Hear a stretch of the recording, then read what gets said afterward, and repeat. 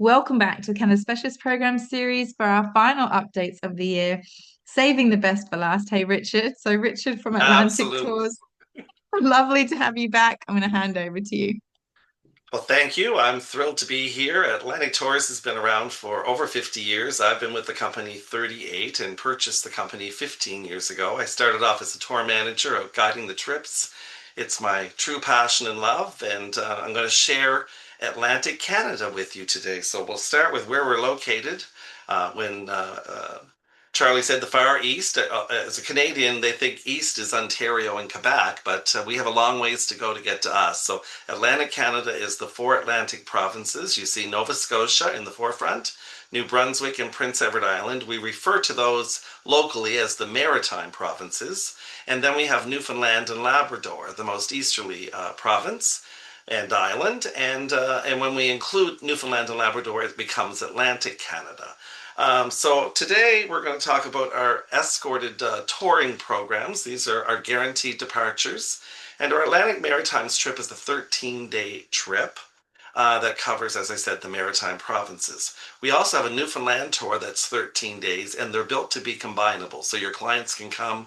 If we remove the overlap days, it's a 23-day getaway. I also always like to mention that these tours are available as self-drives as well. So if you have clients that want to be more independent and drive out on their own, we can do that. And the only difference between the itineraries is we've removed some components like dinners to not structure it too much to have to arrive at certain points of time. The first day of our tour, or our gateway into the region, the largest airport is in Nova Scotia. It's in Halifax, and many international flights now. That's growing all the time. And our first overnight, there's nothing planned except for the accommodation and an early evening reception. Once again, not mandatory because we always start off the next morning with the first day of our trip. And in this particular case, we're going to head off to the UNESCO World Heritage Site of Joggins. And Joggins is located on the Bay of Fundy. And the first portion of this trip focuses on the Bay of Fundy, where you have the world's highest tides, a difference between a low and a high tide of 18 meters. And Joggins is a fossil spot. So your guide will take you out on the beach. You'll hold in your hand fossils and you'll learn all about this area. Later in the afternoon, we head out to Shediac Bay in New Brunswick, and we go out on a lobster boat and have a lobster boat experience. Haul up a lobster trap, learn all about lobster fishing, and have our lobster dinner right on the boat. Should you not be a lobster lover, there is an alternate or alternates to a lobster meal, so don't worry about that. We overnight in the city of Moncton. This part of New Brunswick is very bilingual, a lot of French and English. And then we the following morning head out to Hopewell Cape, the giant flower pot rocks, where you can walk on the ocean floor and see the tides movement. And you'll see a big distribution even in your short time there. And later, of course, you can kayak or whale watch. Then we're going to do the Fundy Parkway with beautiful views en route to the coastal city of St. John, New Brunswick for 2 nights. While we're in St. John, there's the St. John River, which empties into the Bay of Fundy. And this particular, under the bridge that you're seeing there, there's a big gorge. And so here we have a phenomenon called reversing falls, where the flow of the river pushes back up, and it's quite the sight that you'll get to experience while you're there. The following day, we head out to the beautiful, picturesque community of St. Andrews by the Sea. This is kind of the summer homes for the wealthy in the early days. And we're going to go out on a whale watching boat tour here. This is the summer feeding ground for the endangered North American right whale and many other species. And we'll learn about the sea life and the Bay of Fundy, what it's all about with those high tides. Then we come back to St. John for the overnight, and the following day we go by ferry from St. John over to Digby, Nova Scotia, and we stay at the beautiful Digby Pines Resort, a property overlooking the Bay of Fundy. Once again, a great opportunity to see those tides. And Digby is known as the scallop capital of the world, so a great spot to try some seafood, and why no better time to have scallops. But we have mussels, clams, they're all known for this area as well. And, haddock, sole, halibut, other great fish. And then the following day, we're going to travel where I grew up in the Annapolis Valley, some of the most fertile land in Nova Scotia. The winery you see here, our wine industry is fairly young. It's about 40 years old. And when I was a child, most of this land would have been covered with apple orchards. So we've transitioned to wine quite nicely. Even have our own appellation called Tidal Bay. And interestingly enough, that wine has no apple in it, but it still has great hues of an apple taste from the ground where those apple trees once were. The land you see in the background there, that's the UNESCO World Heritage Site. These dikes were built by the Acadians, our first Europeans that came to this area, and they're still functioning today, and that's why it's a UNESCO site.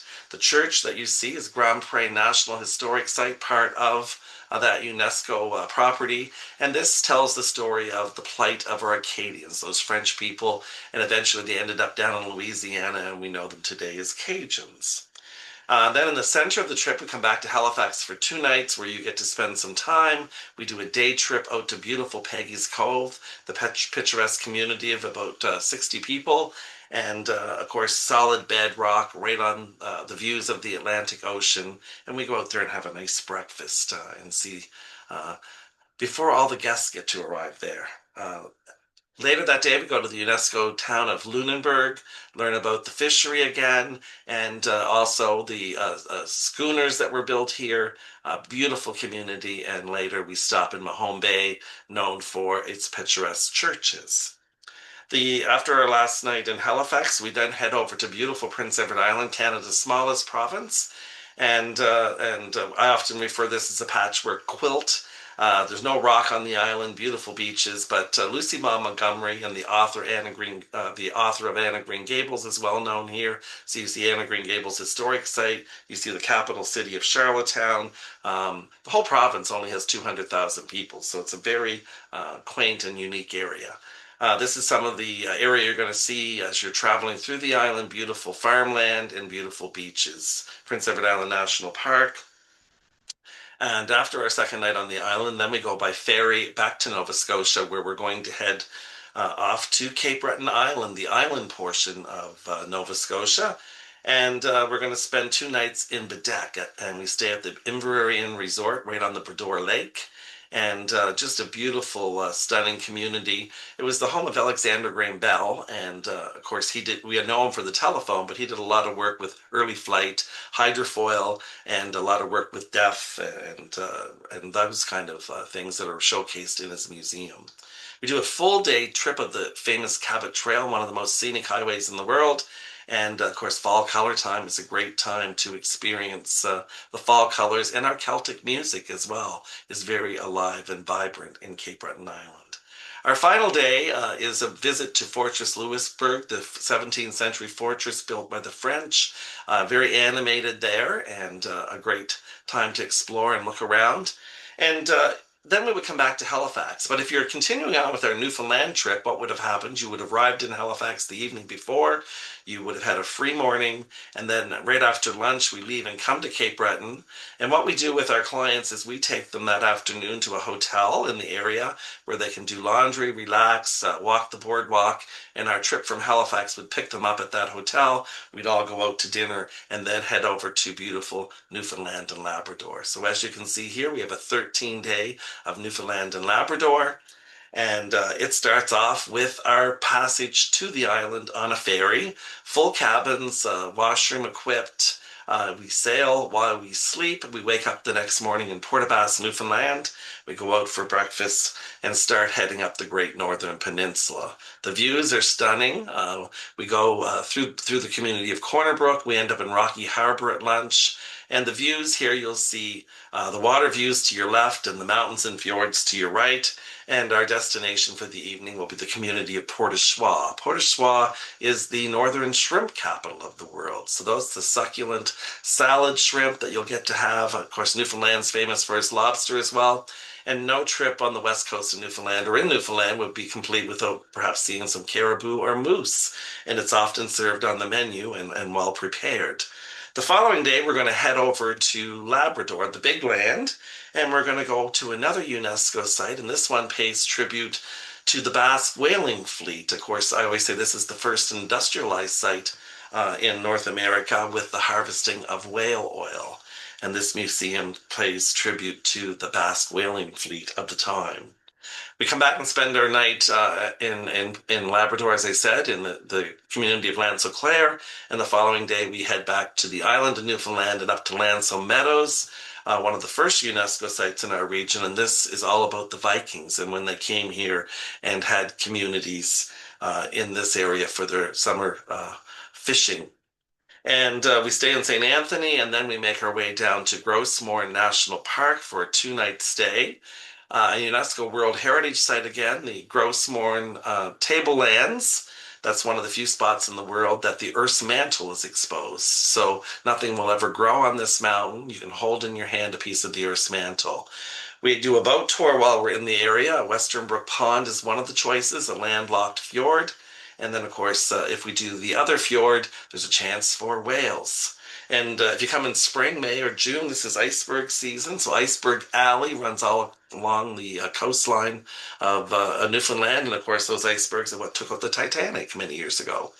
After our time in Grossmore National Park, we head to Gander for a night, and Gander was kind of the crossroads of America. That was where the transatlantic flights all had to stop to refuel. And even today, the airport in the area tracks every flight coming from overseas. It's its first contact point in North America. The beautiful community of Twillingate is one of the outports, a great spot for iceberg viewing. And Gander's also known for a musical called Come From Away during 9/11 when many of the planes ended up in Gander. That beautiful, heartfelt story that has toured the world, including Australia, was set here in Gander.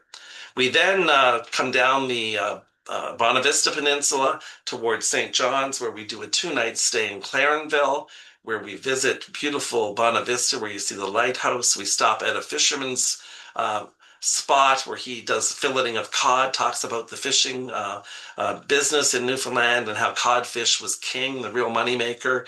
And then we do a beautiful afternoon in Trinity. This is a working museum where you can go visit the houses and explore and learn about early life in Newfoundland and Labrador. We end this trip with two nights in St. John's, the capital city. En route to St. John's, we stop in beautiful Brigus. And St. John's itself is such a colorful city with the jelly bean houses that you're seeing there in the forefront. Absolutely beautiful. We do a nice tour of the area. And then on our free day, we go out to Witless Bay, which has the bird sanctuary where the puffin colony is located. And then on the way back to the city, we stop in Cape Spear. And Cape Spear is the most easterly point in North America where the sun comes up first. And of course, Newfoundland has the unique billing in Canada as having a half time zone. So right now it would be a half hour later in Newfoundland, as we would say. And then, of course, I've mentioned our culinary throughout. We have great local beers. We have our wines. We have our lobster, as you see here, partridge berry pie. And one of the pictures that you're seeing there is people sitting looking at one of the tidal plains that I mentioned where the low tides are located. And that brings me to the end of the presentation. So we'd love to have you come. Nice to know that all of our tours are guaranteed. We have both small group and large group. We use 56 mass passenger coaches, but even on our large group, we max at 46 and our small groups max at 26. And as I said, all of these tours are also available as self-drive. I always feel like it's speed dating to get all of Atlantic Canada done in 12 minutes or so. I know. All of Atlantic Canada in 12, 13 minutes is amazing, Richard. 23 We're so days in lucky. We're so lucky to have you, and it's because you know it inside out. It's all in your brain. So it's amazing what we can learn from you in 12 minutes, Richard. Yeah, So and I should thank mention you. that our biggest business also customizing and tailor making programs for niche groups. So if you have anyone that wants something specific, we have the experts to do that. Awesome. Thank you. I love how you finish on that picture of food as well, just to seal the deal. It looks Well, I'm told amazing. Australians, and when I was there, that they love seafood. So we have plenty of fresh local seafood. So Yeah, and it's lunchtime for a lot of people now as well. So that's really hitting the spot. And you don't Thank need to you, Richard. complicate good seafood. Butter and wine go well. I mean, you can foo-foo it up, but nothing like pure lobster on a nice Yeah, lobster roll. So fresh. come Love enjoy it. that. Thank you.